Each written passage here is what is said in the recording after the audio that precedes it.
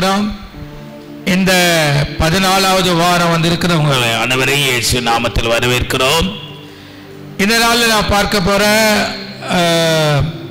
மொத்தத்தில் தலைப்பு தேவன் விரும்பும் குடும்பமாக இருந்தாலும் அதுக்குள்ளே நிறைய தலைப்புகளில் நம்ம தியானித்து கொண்டு இருக்கிறோம்.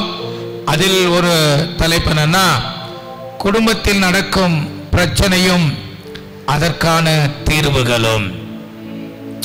நம்ம ஆரம்பத்தில் ஒரு தலைப்பு பார்த்தோம். குடும்பங்களில் வருகிற புதுசான பிரச்சனைகள், அதை தீர்க்கிற வழி தெரியவில்லை. அதனால தான் நம்ம குடும்பத்தை குறித்து பார்க்குறோம் அப்படின்னு சொல்லி ஆரம்பத்தில் முகவுரையில் ஒரு வார்த்தை நான் சொல்லியிருக்கிறது நீங்கள் நோட்டில் எழுதிப்பீங்க, பார்த்துக்கிறேங்க. இப்போ அதை தான் நம்ம பார்க்க போகிறோம். குடும்பத்தில் நடக்கும் பிரச்சனைகளும் அதற்கான தீர்வுகளும் என்ற தலைப்பில் நான் பார்க்க போகிறோம். என்னோடு சேர்ந்து ஒரு வசனத்தை வாசிங்கள். மத்தேயு எழுதின சுவிசேஷம் 19வது அதிகாரம் 6வது வசனம். மத்தேயு எழுதின சுவிசேஷம் 19ஆம் அதிகாரம் 6வது வசனம். இப்படி இருக்கிறபடினால்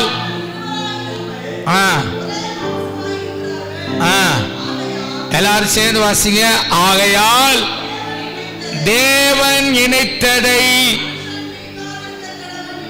இங்கே பிரச்சனை ஸ்டார்ட் ஆயிடுச்சு பாருங்க. தேவன் இணைத்ததை. இந்த வசனம் எதுக்கு சொல்லப்படுது? இந்த வசனம் எதுக்காக சொல்லப்படுது? திருமணத்தில் கணவன் மனைவியை இணைக்கும் போது ஆண்டவர் சொல்லுகிறார், தேவன் இணைத்ததை மனுஷன் பிரிக்காதிருக்க கடவன். தேவன் இணைத்ததையே பிரிக்கிறதுக்கு காரியங்கள் நடக்கும்னா, தேவன் இணைக்காததுல எவ்வளவு பிரச்சனை இருக்கும் பார்த்துக்கங்க. பிரிக்க முடியாதது எது? குடும்பத்தையும் பிரச்சனை. அல்லேலூயா. பிரிக்க முடியாதது மண்ணுக்குள்ள போறவளையோ சாகுற வரையோ ஒவ்வொரு குடும்பத்திலையும் ஒவ்வொரு விதமான பிரச்சனைகள் வருகிறதை நாம் கண்கூடாக பார்க்க முடிகிறது. அல்லேலூயா. நான் திடீர்னு உட்கார்ந்த உடனே இந்த வசனம் வந்துச்சு, அதை எடுத்தேன்.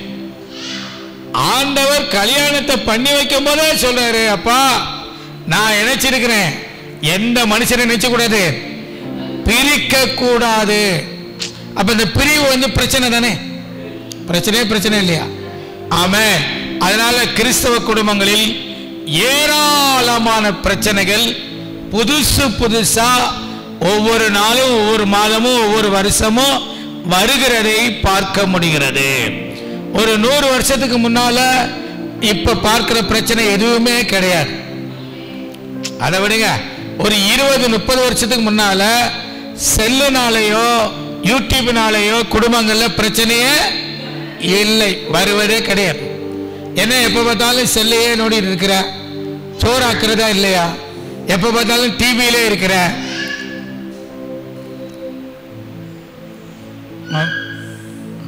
கர்த்தர் நல்லவர். ஆமென். இப்படி ஒரு பிரச்சனை சமீப காலமா ஓடுதுல. சீரியல்ல உட்கார்ந்தா குடும்பத்தை யாரு பார்க்கறது?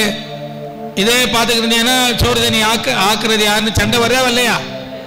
இவ்வளவு பிரச்சனைகள் இருக்குது. இப்ப சமீப காலத்துல இந்த மீடியாக்கள் டெக்னாலஜி பெருகிறதுனால பிரச்சனைகள். அல்லேலூயா. ஆமாவா இல்லையா? ஆனா அதுக்கு முன்னால 30 வருஷம் 50 வருஷத்துக்கு முன்னால இந்த பிரச்சனையெல்லாம் இல்லை. இந்த பிரச்சனையெல்லாம் கிடையவே கிடையாது. ஆமா. அப்பெல்லாம் என்ன பிரச்சனை? பிரசவம் தான் பிரச்சனை. ஆமா. பிரச்சனை என்ன? பிரசவம் பார்க்க முடியாது. இப்ப இருக்கிற மருத்துவம் அப்பொழுது என்ன செய்யல இல்லை. நிறைய பேர் பிரசவத்தில் நிறைய சகோதரிகள் செத்து இருக்கிறாங்க, குழந்தைகளும் செஞ்சிருக்கு, செத்து இருக்கு. அப்ப வேற விதமான குடும்பங்கள்ல பிரச்சனை. இப்ப வேற விதமா பிரச்சனை என்ன செய்யுது இருக்குது. எந்த பிரச்சனைகள் எப்படி புதிய ரூபத்தில் வந்தாலும் அதை நாம் ஜெயிக்க முடியும். பக்கத்தில் கைப்பிடி சொல்லுங்க. பிரச்சனை குடும்பத்தில் புதுசு புதுசா வந்தாலும் அதை நம்ம ஜெயிக்க முடியும். அதை நம்ம கையாளுகிற ஞானத்தை கர்த்தர் தருவார். ஹல்லேலூயா. அதனால நீ கவலைப்பட வேணாம். ஆலிய பிள்ளைகள்லாம் நீங்க பாக்கியவதிகள். ஏன்னா நீங்க கல்யாணமாகி போறதுக்கு முன்னாலே எல்லாம் A to Z up to date வரையும் நீட்ட சொல்லியாச்சு. இதை மனசுல பதிய வச்சு கரெக்டா செயல்படுத்தினா சூப்பரா குடும்பத்தை நடத்தலாம். ஹல்லேலூயா. எங்களுக்கெல்லாம் யாரும் சொல்லி கொடுக்க ஆளே இல்லை. நாங்கள் தட்டு தடுமாறி முட்டி மோதி ஒன்றும் புரியாம விழி பிதுங்கி அப்புறம் தான் கற்றுக்கிட்டு என்ன செஞ்சிருக்கோம் வந்திருக்கிறோம். ஆனாலும் நீங்கள் பாக்கியவதிகள். அதனால ஸ்பெஷலாக இது உங்களுக்கு முக்கியமான ஒரு என்னாச்சு முக்கியமான டாபிக். நீங்கள் மனசில் ஆழமாக பதிய வைத்துக் கொள்ளுங்கள். சார் அப்போ நம்ம குடும்பத்தில் இங்கே இருக்கிறவங்க யாராவது ஒருத்தர் கையை தூக்கி ஒரு அழிலையா சொல்லுங்க. எதுக்குன்னா எங்கள் குடும்பத்தில் எந்த பிரச்சனையுமே இல்லை அப்படின்னு சொல்லுவோம். கை தூக்கி ஒரு அழிலையா சொல்லுங்க.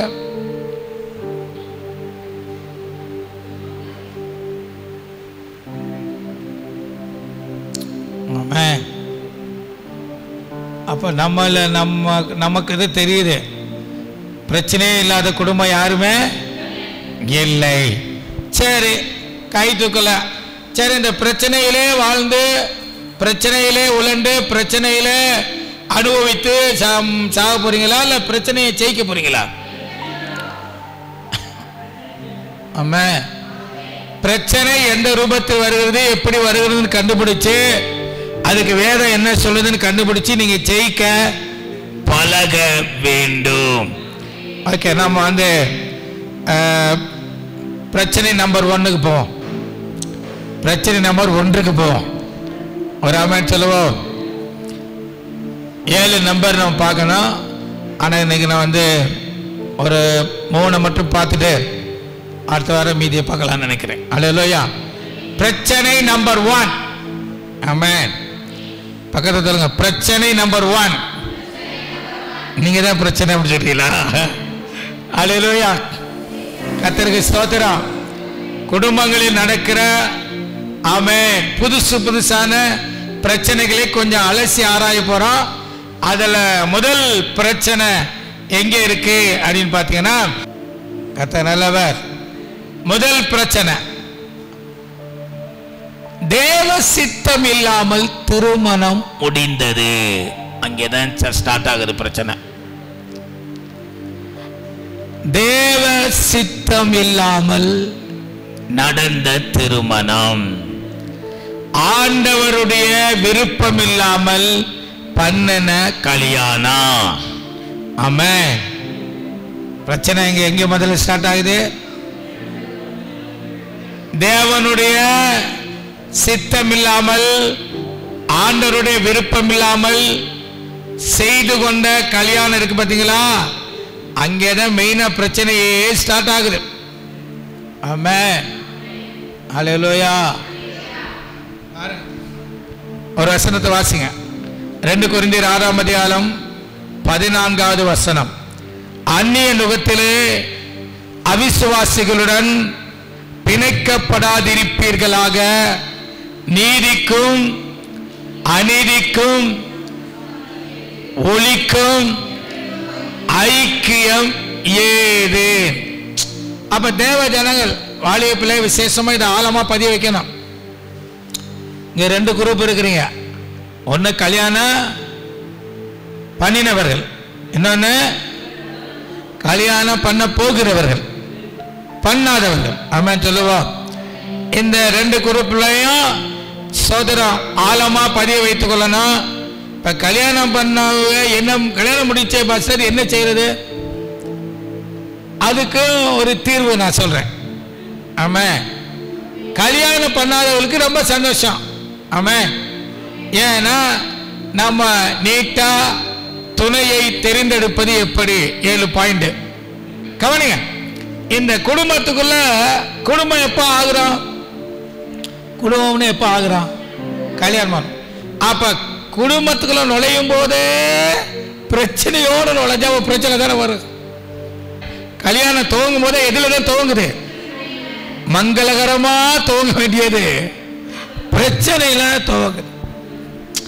அப்ப இது காலமெல்லாம் வண்டி ஓடுமா ஓடாத? ஆமே. இதையே வச்சு பிரச்சனை வருமா வராதா? அல்லேலூயா, கர்த்தருக்கு ஸ்தோத்திரம். நான் கேட்டேன் அந்த பாஸ்டர்ட்ட, என்னாச்சு அந்த புதுமண தம்பதிகள் சர்ச்சுக்கே வரலையா? எல்லாரும் கல்யாணம் வரல, முதல் ஞாயிற்றுக்கிழமை கல்யாணம் முடிஞ்சு தம்பதிகள் சர்ச்சுக்கு வருவாங்களா வரமாட்டாங்களா? குடும்பமே வரல, கணவன் மனைவி வரல, மாமனார் மாமியா வரல, ஒரு பிள்ளையும் வரல. பிரச்சனை இங்கதான் ஸ்டார்ட் ஆகுது. ஆமென். சரிங்க பாஸ்டர், நானும் தேவ சித்தத்தின்படி தான் ஜெபம் பண்ணி தான் கல்யாணம் பண்ணேன், எங்க வீட்டுல பிரச்சனை. ஆமென். நீங்க அதை சொல்றிய, நானும் ஜெபம் பண்ணி ஆண்டவர் சமாதானம் தந்தாரு, அடையாளம் தந்தாரு, எல்லாமே தந்தாரு, நான் நுழைஞ்சதுல இருந்து இதுவரைக்கும் பிரச்சனை ஓடிக்கிட்டு இருக்கு. ஆமென். இது வேற டாபிக். அல்லேலூயா. அதுக்கு தீர்வுகள் இருக்குது. ஆமென். சரி, ஓகே. இப்ப முதல்ல தேவ சித்தம் இல்லாமல் திருமணம் முடிந்தது. ரைட். இதுல எத்தனை பேரு தேவ சித்தத்தின்படி திருமணம் முடித்தவர்கள் அல்லேலூயா சொல்லுங்க. பிரியமானவர்களே, இங்க இருக்க குடும்பத்துல பிரச்சனை இங்கதான் உருவாகுது. ஆமாம் சொல்லுங்க. இங்கதான் என்ன செய்யுது? உருவாகிறது. அதனால இந்த கல்யாணம் எப்படி கல்யாணம் நடந்திருக்குன்னு பார்த்தா, சில பேருக்கு ஜாதி பார்த்து கல்யாணம், எங்க ஜாதியில என்ன செய்யணும்? கல்யாணம் திருமணம் முடிக்கணும். ஆமென். சில பேருக்கு அழகை பார்த்து கல்யாணம், நல்ல பொண்ணு நினைச்சேனும் அழகா இருக்கணும், மாப்பிள்ளை செம்மையா நினைச்சேனும் இருக்கணும். வரதட்சணை நிமித்தம் கல்யாணம், இத்தனை பவுன் போடுறோம், கார் கொடுக்குறோம், டூ வீலர் நினைச்சிடறோம் கொடுக்குறோம். இப்படி சில பேர் சொத்து போயிடக்கூடாது, ஒரே மையன் அண்ணன் மையன் அவ்வளவு சொத்து இருக்குது, மகளை கல்யாணம் முடித்து அவ்வளவு சொத்துக்கும் மகதான் ராணி, சொத்து போயிடக்கூடாது. அல்லேலூயா. இதெல்லாம் பார்த்துக்கணுங்க. நான் சொல்றதெல்லாம் நோட் பண்ணணும். ஜாதி, அழகு, வரதட்சணை, சொத்துக்கள். அடுத்து நல்ல வேலை பார்க்குறாங்க, 50,000 60,000 சம்பளம் வாங்குறாங்க, நல்லா படிச்சிருக்கிறாங்க, நல்ல வேலை பார்க்குறாங்க, நல்ல ஜாப்ல இருக்கிறார் மாப்பிள்ளை, மாசத்துக்கு 1.5 லட்சம் ரூபாய் அனுப்பிச்சிடாரு சம்பளம் வாங்குறாரு. அவர் மொழியே சரியில்லைங்க, மொழி சரியில்லாம போனான்னு மணி பிரச்சனை சரியா இருக்குது. கர்த்தர் நல்லவர். அல்லேலூயா. மொழி சரியில்லாம இல்ல, மணி சரியா இருக்கு. கர்த்தர் நல்லவர். 1.5 லட்சம் சம்பளம். இப்படி எல்லாம் யாரு திருமணம் பண்ணாவளோ, கட்டாயம் சொல்றேன், யாராவது இங்க கேட்டுக்கிட்டு இருந்தா உங்களுக்கு தான் சொல்றேன், பிரச்சனை வரும். ஆமென். பிரச்சனை என்ன செய்யும்? வரும். அதுல ஒன்னும் சந்தேகமே இல்லை. ஆமாவா இல்லையா? அப்ப என்னங்க செய்யறது? இப்படி எல்லாம் கல்யாணம் பண்ணிட்டோம். ஆமென். வாலிப பிள்ளைகளுக்கு சில ஆலோசனை, அப்புறம் கல்யாணத்துக்கு முன் பொண்ணு வாக்கும் இது மாப்பிள்ளை பார்க்கும்போது அது அப்ப சொல்லுவான், இப்ப லேசா தொட்டு வைக்கிறேன். இப்ப துணையை தேர்ந்தெடுப்பதில் நம்ம இஷ்டம் செய்யவே கூடாது. நம்ம அயர்ந்து தூங்கிறோம். அயர்ந்து ஆதாம் நித்திரை செய்யும் போது ஆண்டவர் விலா எலும்பை உருவி அதுல ஏவாளை செஞ்சு கொண்டு வந்தாரு, கொண்டு வரலையா? அப்ப இங்க என்ன இது? இந்த வசனத்துக்கு அர்த்தம் தான் என்னன்னா, நம்முடைய ஆதாமுடைய எந்த முயற்சியும் இங்கே கிடையவே கிடையாது. அப்ப மாப்பிள்ளை பார்க்கறது நம்ம முயற்சிக்க கூடாது. ஆண்டவரே ரெடி பண்ணி கூட்டிட்டு வருவார். ஒரு ஆமென் சொல்லுங்க. இதுல நீங்க மனசுல வச்சுக்கிறோம், நம்ம ரெடி பண்ணுவோம்.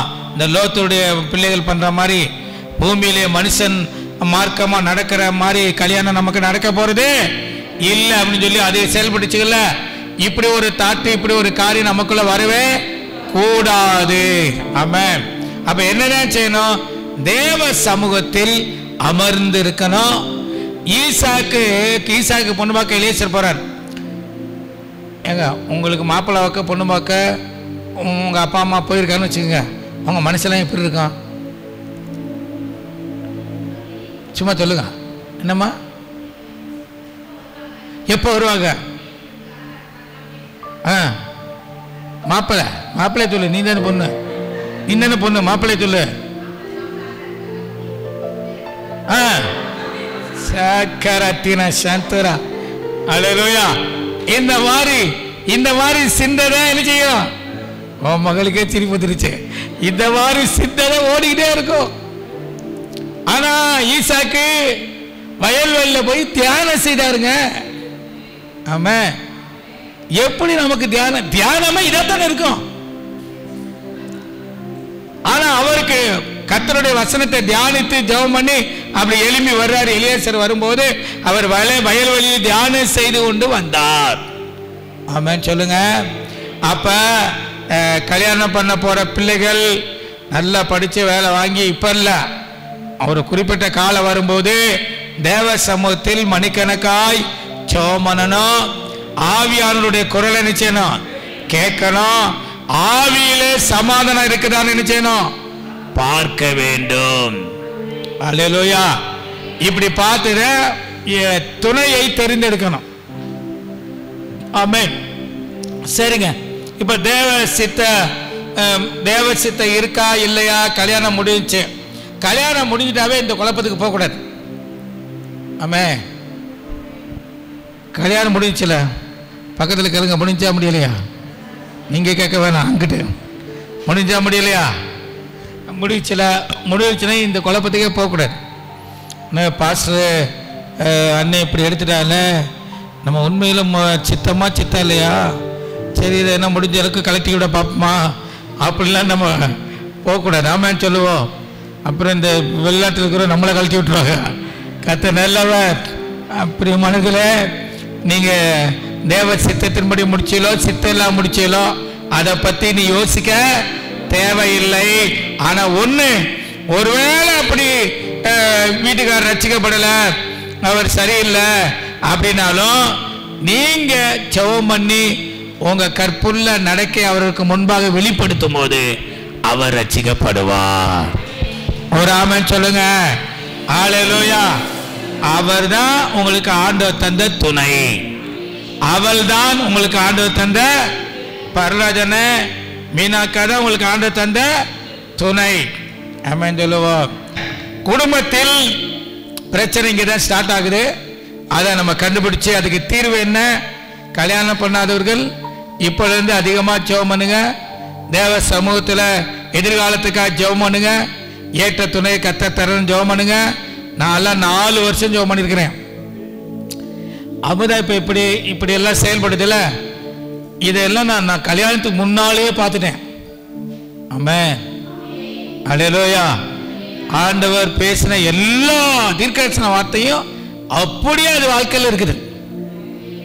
ஆமென். உன் மனைவி எப்படி இருக்கும், உன் பிள்ளைகள் எப்படி இருப்பாங்க, உன் முதல் பிள்ளை பையனா பொண்ணா, எல்லாத்தையும் ஆண்டவர் டீட்டெயிலாக 4 வருஷம் ஜெபிக்கும் போதே பேசிட்டார். சில பேர் கல்யாணத்துக்காக ஜெபிக்கிறது இல்லை. ஆமென். ஏன் ஜெபிக்கிறது இல்லை? போய் கர்மத்தில் இதுக்கு போய் ஜெபிக்கலாமா? கர்மத்தில் அப்படின்னு சொன்ன அளவுல கர்மத்துக்குள்ளே தான் இருக்குது. ஆமென். கல்யாணத்துக்கு ஜெபிக்கிறது பாவம் கிடையாது. அது வருமுன் காக்கிறது நல்லது. தேவ சித்தம் இல்லாமல் மாட்டிக்கிடக்கூடாது ஆண்டவரே. என் சுய இச்சையில் எதிலையும் போய் சிக்கிடக்கூடாது ஆண்டவரே. காசு பணத்துக்கு ஆசைப்பட்டு யாரையும் கல்யாணம் பண்ணிடக்கூடாது ஆண்டவரே. உங்கள் சித்தம் இல்லாமல் நான் எதையும் செய்யக்கூடாது ஆண்டவரேன்னு இப்பொழுதே ஜெபம் பண்ணா பெஸ்டான ஈசாக்கை கத்த தருவார். ஆமென். இது வாலிப பிள்ளைகளுக்கு. கல்யாணமானவர்களுக்கு வீட்டுக்காரர் எப்படி கருப்போ சிவப்போ குட்டையோ நெட்டையோ படித்தவரோ படிக்காதவரோ அறிவு உள்ளவரோ அறிவு இல்லாதவரோ எதுவா இருந்தாலும் ஆண்டவர் எனக்குன்னு கொடுத்த துணை, நான் அவருக்காக ஜெபிக்கிறேன். அவருக்கு முன்னால என்னுடைய சாட்சி வாழ்க்கையை வாழ போறேன். ரட்சிக்கப்படாதவராக இருந்தால் அவரை ரட்சிப்புக்குள்ள கர்த்தர் நடத்துவார். சாகிற வரைக்கும் அவர்தான் என் புருஷன். இந்த சிந்தைக்குள்ள வந்துடும். வேற எந்த சிந்தையும் இதுக்குள்ள வரவே கூடாது. கொஞ்சம் கூட ஒரு துளி கூட வரக்கூடாது. அவருக்கு முன்னால ஒரு மாப்பிள்ளை வந்தாரு. அவர் இந்த பக்கத்து கிராமத்துல தான் ஒரு பொண்ணை கல்யாணம் பண்ணி இருக்காரு. இன்னைக்கு அவங்க வாழ்க்கை செம்மையா இருக்கு. அவரை மட்டும் கை பிடிச்சிருந்தா இன்னைக்கு நம்ம வாழ்க்கை எங்கேயோ போயிருக்கோம். ஆமா ஆமா, எங்கேயோ போயிருக்கோம். அல்லேலூயா. அப்படி நம்ம சிந்திக்கவே கூடாது. அது ஒரு ஆவிக்குரிய உபச்சாரம். கல்யாணம் ஆயிடுச்சுன்னா அடுத்த அந்த இடத்துல, அந்த கணவர் இருக்கிற இடத்துலயோ மனைவி இருக்கிற இடத்துலயோ இன்னொரு ஆளை வச்சு பார்க்க கூடாது. அவர் தான் அந்த சீட்ல, அவர் மட்டும் தான். சொல்லுங்க, வாய் தருது. கல்யாணம் பண்ண பக்கத்துல கைப்பிடி சொல்லுங்க, அந்த சீட்ல அண்ணன் மட்டும்தான். ஆமே. வேற அந்த சீட்ல வேற யாருமே மனதளவுல கூட உட்கார கூடாது. ராமன் சொல்லுங்க. சாகிற வரைக்கும் குடு கிளவியா இருந்து மரணம் நம்மை பிரிக்கும் அளவும் போட்டிருக்கா. உடன்படிக்கை நம்ம வாங்கியிருக்கிறோம். ஒருவேளை நீங்க இந்துல இருந்து ரசிக்கப்பட்டா அதுக்கு முன்னால கல்யாணம் வித்தியாசமா இருந்திருக்கும். ஆனா ரசிக்கப்பட்டு கல்யாணம் பண்ணியிருந்தா இப்படி நம்ம பேசியிருப்போம். மரணம் நம்மை பிரிக்கும் அளவும் பிறர் முகம் பாராமல் இவள் ஒருத்திக்கு நீ கணவனா இருப்பாயா? ஆமா இருப்பேன். அவர் பரிதாபத்தோடு சொல்லுவார், கத்த நல்லவர். இவர் ஒருத்தருக்கே நீ மனைவியா இருப்பாயா? நான் இருக்கிறேன். ஆமென் அப்படின்னு தங்கச்சி சொல்லும். இந்த பிரமாணத்தை சாகிற வரை காத்துக்கொள்ளணும், உறுதியா பிடிச்சுக்கணும். பிரச்சனை நம்பர் 1ல ஏதாவது சந்தேகம் இருக்கா? சந்தேகம் இருந்தா கேளு.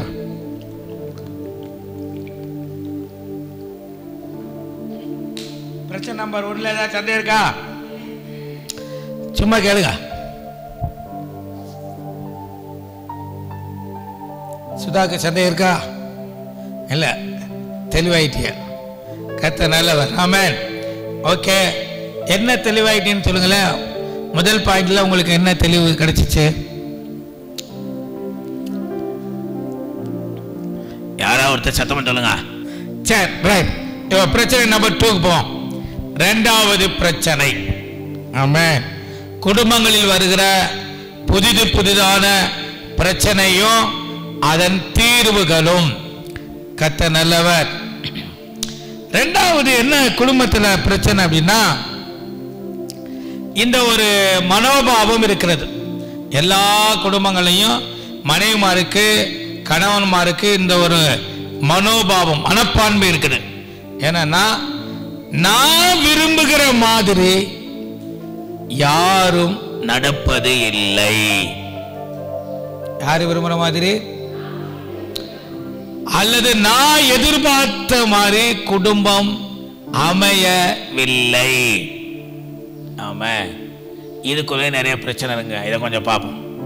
அல்லேலூயா. நான் விரும்புற மாதிரி புருஷன் இல்லை, நான் விரும்புற மாதிரி பிள்ளை இல்லை, நான் விரும்புற மாதிரி மாமியா இல்லை, கட்டாயம் இருக்க மாட்டாங்க. நான் விரும்புற மாதிரி இந்த குடும்பத்தில் இருக்கிற நாத்தனார்கள் யாரும் இல்லை. ஆமென். நான் என்ன நினைச்சு வந்தேனோ அதெல்லாம் இந்த குடும்பத்தில் எதுவுமே இல்லை. அல்லேலூயா.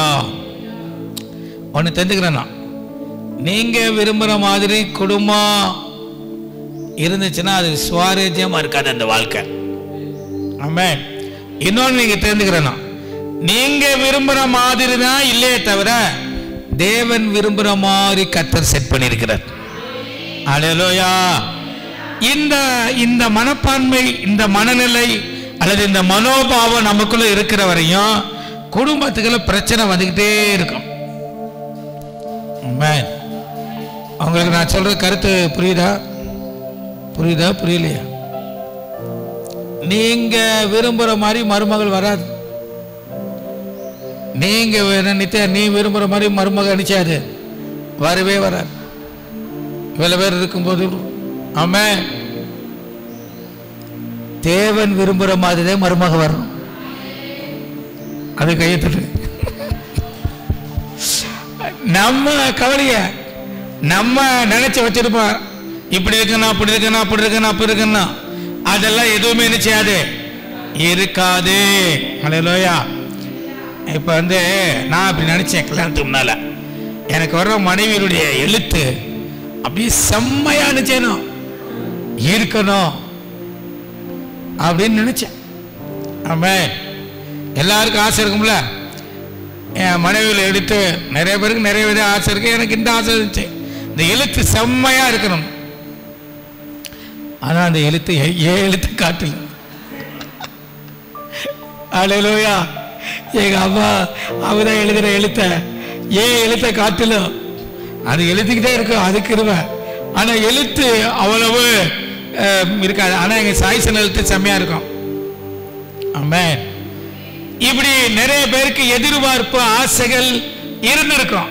நல்லா கவனிங்க, நம்ம எல்லாம் என்னெல்லாம் எதிர்பார்த்தோமோ என்னெல்லாம் விரும்பினோமோ 100% அங்க இருக்காது. இது நிதர்சனமான உண்மை. ஒரு ஆமென் சொல்லுவோம். ஆமென். அப்ப நல்லா நீங்களும் நானும் ஒரு தெளிவுக்குள்ள வரணும். ஒவ்வொரு மனிதனும் தனித்தன்மை வாய்ந்தவன். ஒவ்வொரு மனுஷனையும் ஆண்டவர் தனித்தனியா சுபாவங்கள், தன்மைகள், எண்ணங்கள், மனநிலைகளை தனித்தனியா உருவாக்கி இருக்கிற. ஒரே மாதிரி கிடையாது. நம்முடைய கயிறை எதுக்க வைக்கிறாங்க? இந்த உலகத்தில் 800 கோடி பேர் இருக்கிறாங்க. 800 கோடி பேருடைய கயிறையும் ஒரு மாதிரி இல்லை. 800 கோடி பேர் மூக்கு ஒரே மாதிரி இல்ல. 800 கோடி பேருடைய கண்ணு ஒரே மாதிரி இல்ல. எல்லாமே வித்தியாசமானது.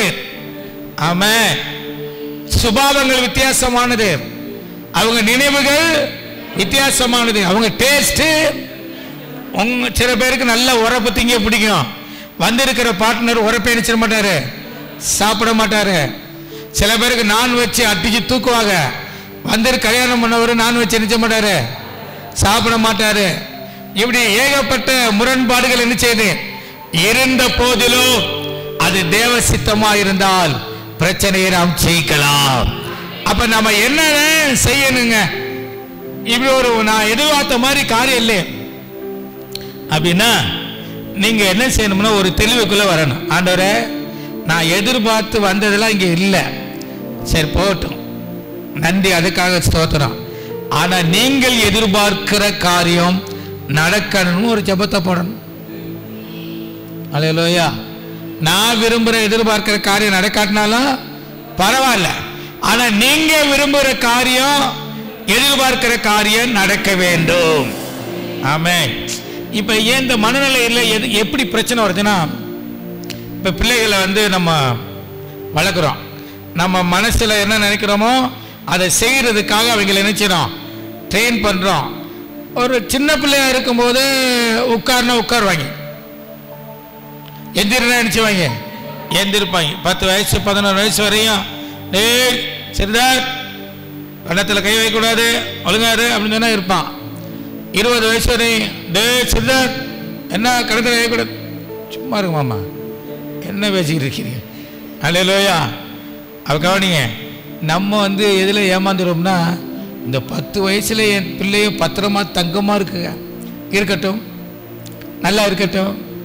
ஆனால் டீனேஜில் ஆமாம் 13, 14, 15, 16, 17, 18, 19 இந்த மாதிரி டீனேஜ் இருக்கு பார்த்தீங்களா, இதில் உங்க பிள்ளை சூப்பராக இருந்துருச்சுங்க, அப்புறம் அடிச்சு கிளப்பிடலாம். ஆனால் இங்கே தான் பிரச்சனையே இருக்குது. ஆமாம், இங்கே தான் பிரச்சனை இருக்கு. ஆமாம். என்ன பிரச்சனை? ஒருத்தன் வந்தான், இனிமேல் நான் சண்டே கிளாஸில் இருக்க மாட்டேன் மாமா. ஏன்டா இருக்க மாட்டேன்? நான் பெரிய பிள்ளை ஆகிட்டேன். சரிடா, பெரிய பிள்ளை ஆகிட்டேன்னு எப்படி சொல்ற நீ? அல்லேலூயா. என் குரலை பற்றியெல்லாம் வித்தியாசமாகிட்டு இருக்கு, வாய்ஸில் ஒரு மாற்றம் வந்திருக்கு. ஒரு ஆமென் சொல்லுவோம். கவனிங்க, அப்ப நம்ம வயசு டீனேஜ் ஆக ஆக நம்ம சரீரத்தில் அநேக மாற்றங்கள், மனநிலையில் அநேக மாற்றங்கள், விருப்பங்களில் அநேக மாற்றங்கள், கற்பனைகளில் அநேக மாற்றங்கள். முதல்ல அது முடிப்பக்கமே தலை வச்சு படுக்க மாட்டோம்.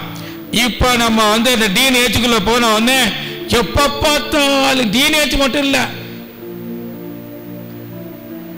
முடிய கல்யாணம் பண்ண சகோதரர்களும் கண்ணாடி வேற அங்கிட்ட வச்சுட்டேன்னா அப்படியே அப்படி ரெஸ்ட் ரூம் போகும்போது அப்படி பார்க்குறது.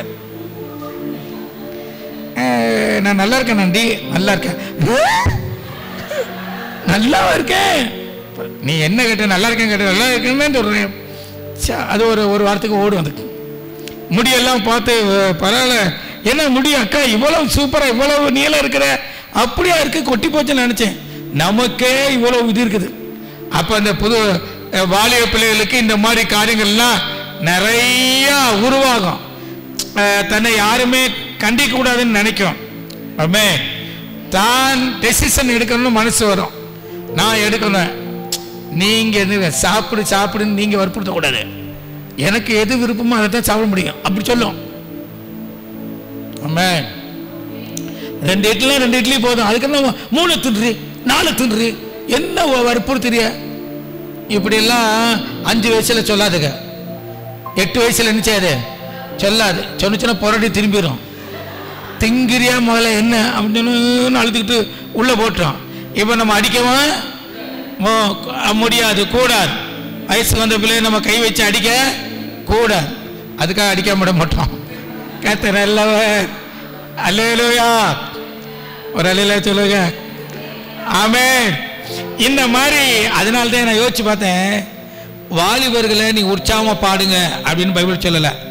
வாலிபர்களை நீங்க இப்படி செய்யுங்க அப்படி செய்யுங்க சொல்லாம பிரசங்கில வசனம் இருக்கு, வாலிபனே உன்னை வாலிப காலத்தில் உன்னை சிருஷ்டித்தவரை நினை. சொல்லுங்க, நினை. வாலிபுல எல்லாம் பக்கத்து தலையில கை வைங்க, நினை. அந்த நினைவை பிடிச்சிட்டாருன்னு வச்சுக்கிறங்க, செயல் சூப்பரா மாறி. ஒரு ஆமென் சொல்லுங்க. ஹல்லேலூயா. அதனால நம்ம பிரச்சனையை சரி பண்றதுக்கு என்ன செய்யணும்னா, ஒவ்வொருத்தருக்கும் ஒவ்வொரு விதமான மனப்பான்மை, தனித்தன்மைக்கு என்ன இங்கிலீஷ்ல யூனிக்கா ஸ்பெல்லிங் சொல்லு. தனித்தன்மை இருக்கிறதுனால நம்ம புரிஞ்சுக்கிறோம். நம்ம இதுக்கு அவங்களை இழுக்க கூடாது. நான் ஆத்தா சொல்றதான் கேட்கணும், கேட்க மாட்டாங்க. அப்பன்னு சொல்றதான் கேட்கணும், கேட்க மாட்டாங்க. அவங்களுக்கு தனித்தன்மை இருக்கு. அதை வச்சு அதே நேரத்தில் வசனத்துக்கு புறமா நடந்துடக்கூடாதுங்கிறதுல நம்ம கவனம் நினைச்சோம் இருந்து அப்படி கொண்டு போகணும். நம்மையும் நம் குடும்பத்தையும் கணவரையும் பிள்ளைகளையும் கொண்டு போகணும்.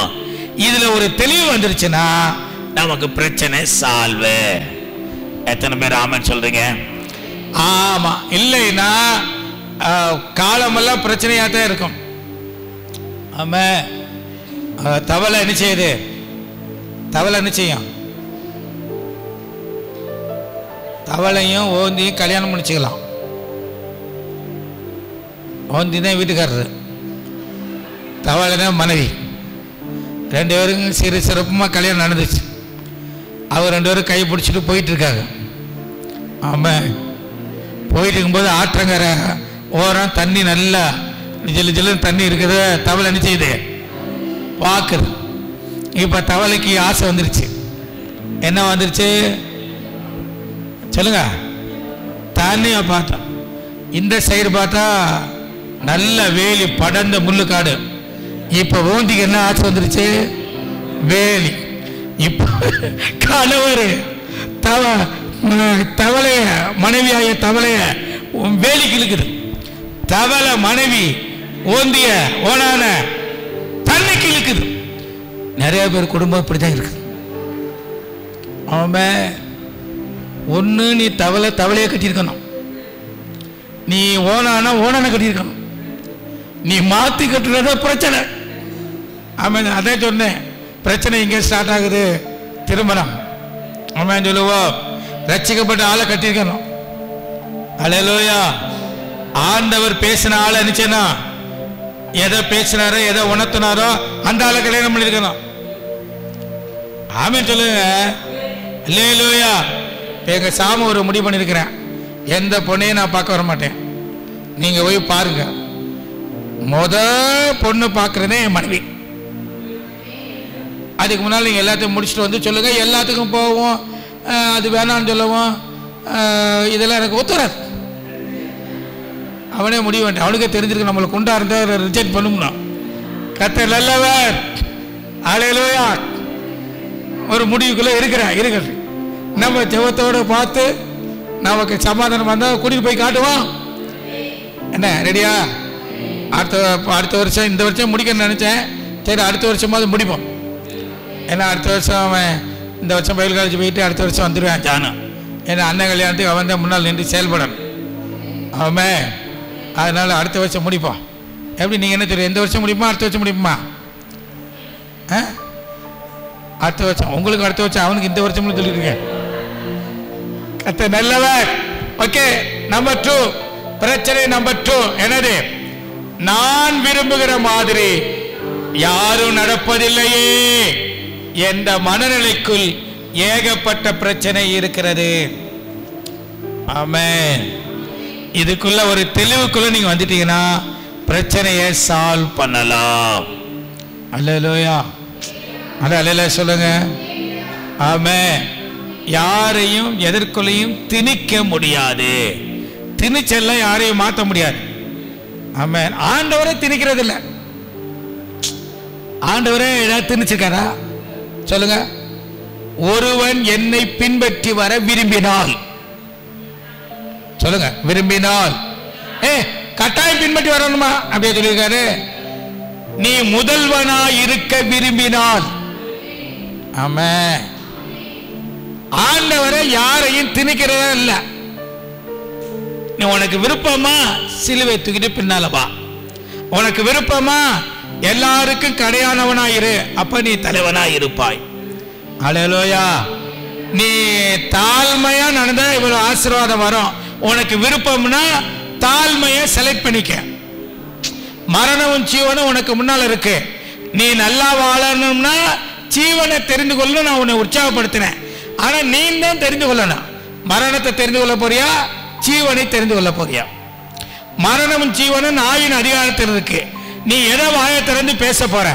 யாரையும் ஆண்டவர் திரிக்க மாட்டாரு. நீங்க தான் தெரிந்து கொள்ள வேண்டும். எத்தனை பேர் ரெடி? அல்லேலூயா. தப்பானதை தெரிந்து கொண்டால் வாழ்க்கை முழுவதும் தப்பா போயிடும். சரியானதை தெரிந்து கொண்டால் வாழ்க்கை முழுவதும் சூப்பரா இருக்கும். நான் இன்னைக்கு ஒரு விநாயகர் தேர் அந்த பெரிய வீடு இருக்கு பார்த்தீங்களா, அந்த வழியா போயிட்டு இருந்தேன். அப்ப திடீர்னு ஒரு தாட், வீடுகளில் இதெல்லாம் பார்க்கும்போது ஒரு எண்ணம் வந்துச்சு. என்னன்னா, ஒவ்வொரு பொருளுக்கும் பின்னால பணம் இருக்குது. இதுக்கு பின்னால என்ன இருக்குது? எவ்வளவு பணம் இருக்கு? 30-40 ரூபா இருக்கு. இதுக்கு பின்னால என்ன இருக்கு? எவ்வளவு பணம் இருக்கு? 25,000 ரூபாய். 10,000க்கு யாரு கொடுக்குறா? ஆமென். நீங்க எந்த பொருளெல்லாம் பார்க்கலாம் அதுக்கு பின்னால பணம் இருக்குது. ஆமென். ஒரு வீடு, ஒரு சன்னல், எதை பார்த்தாலும் ரெண்டாவது எனக்கு வந்த தாட்டு வந்து எதை பார்த்தாலும் இதுக்கு பின்னால மனுஷனுடைய பிரயாசம் இருக்குது. பிரயாசம். அல்லேலூயா. ஒரு ஆமென் சொல்லுவேன். சரி, ஒரு பொருள் உடஞ்சு கிடக்கு, 2 வீலர் உடஞ்சு கிடக்கு, கார் உடஞ்சு கிடக்கு, வீடு சேதமாயிருக்குன்னா இதுக்கு பின்னால மனுஷனுடைய கவனக்குறைவும் அஜாக்கிரதையும் பொறுப்பட்ட தன்மையும் இருக்குது. அப்ப எந்த ஒரு காரணம் வந்தாலும் அதுக்கு பின்னால ஒரு காரணம் இருக்குது. அல்லேலூயா. அப்ப ஒரு குடும்பம் சூப்பரா இருக்குதுன்னா அதுக்கு பின்னால ஒரு காரணம் இருக்கு. ஒரு குடும்பம் சூப்பரா இல்லைன்னா அதுக்கு பின்னாலே ஒரு காரணம் இருக்கு. பக்கத்துல கைப்பற்றி சொல்லுங்க, உங்க குடும்பம் சூப்பரா இருந்தா அதுக்கு பின்னால ஒரு நல்ல காரணம் இருக்குது. நல்லா சொல்லுங்க, நல்ல காரணம் இருக்குது. உங்க குடும்பத்தில் ஏகப்பட்ட பிரச்சனைனா அதுக்கு பின்னால நிறைய கெட்ட காரணங்கள் இருக்கிறது. அல்லேலூயா. கர்த்தர் நல்லவர். அதனால நல்ல காரணத்தை வளர்த்து கொண்டு கெட்ட காரணத்தை கைவிட்டால் குடும்பத்தில் பிரச்சனை தீரும். ஒரு ஆமென் சொல்லுங்கள். ஆமென். 2 விஷயம் 6-10 ஆயிடுச்சு. இன்னும் 5 விஷயம் இருக்குது. அடுத்த வாரம் பிரச்சனை நம்பர் 3, 4, 5, 6, 7 இதை நம்ம குறித்து நிச்சயம் போறோம், பார்க்க போகிறோம். கர்த்தர் நல்லவன். இது வரைக்கும் பிரயோஜனமா இருந்துச்சா? சேர்ந்து தொட்டுச்சா தொடலையா? கர்த்தர் நல்லவர். அதனால என்ன உங்க குடும்பத்தில் இன்னும் கொஞ்சம் இந்த 2 பாயிண்ட் அலசி பாருங்க. இன்னும் நிறைய பாயிண்ட்ஸ் ஆண்டவர் உங்களுக்கு தருவார். அதெல்லாம் பார்த்துட்டு இந்த பிரச்சனை எல்லாம் வராமல் தடுக்கிறதுக்கு நாம் வேதம் நமக்கு என்ன சொல்லுதுன்னு கண்டுபிடிச்சு நம்ம தெளிவாக்கிட்டோம்னா நம்ம வாழ்க்கை சூப்பரா மாறிவிடும். ஆமென். ஒன்று மட்டும் தெரிஞ்சுக்கணும், சாகுற வரைக்கும் நம்மளை விட்டு பிரச்சனை போகாது. பக்கத்தில் கைப்பிடி சொல்லுங்க, சாகுற வரைக்கும் நம்மளை விட்டு பிரச்சனை போகாது. ஏன்னா பிரச்சனையே நீ தானே.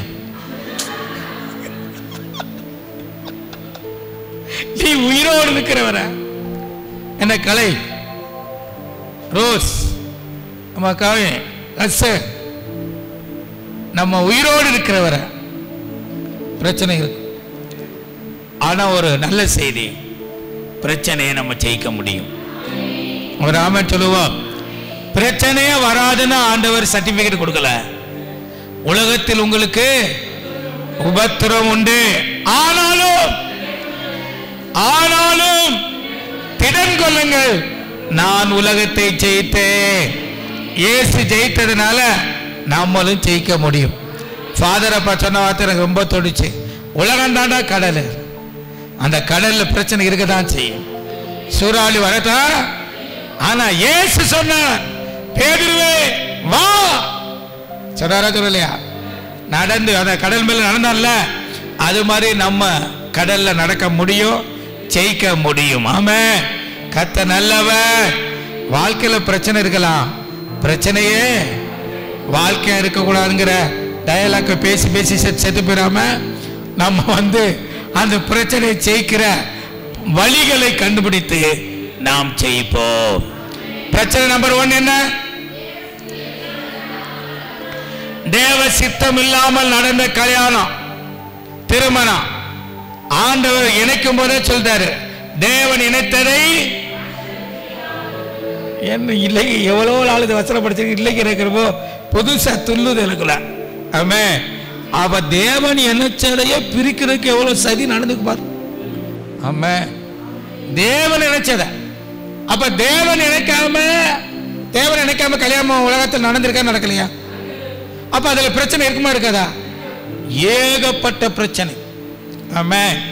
ரைட். அதனால வரத்தான் செய்யும். இதுக்கு என்ன தீர்வு அப்படின்னா, கல்யாணம் பண்ணாதவர்கள் நல்ல செய்தி, இப்போல இருந்து ஜெபத்தை ஸ்டார்ட் பண்ணுங்க.